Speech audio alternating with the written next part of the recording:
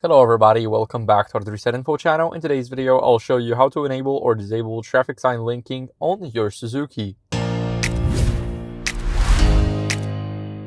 So I am on a Suzuki e-VTera. Here what we're going to do is we're going to go to settings, now go to ADAS, and from here we want to go over into the ACC and speed limiter. So it's almost at the bottom, the third option from the bottom. We're going to double tap it to open it faster. And right at the top of this option, we have traffic sign linking.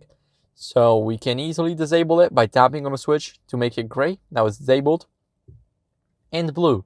Now it is enabled.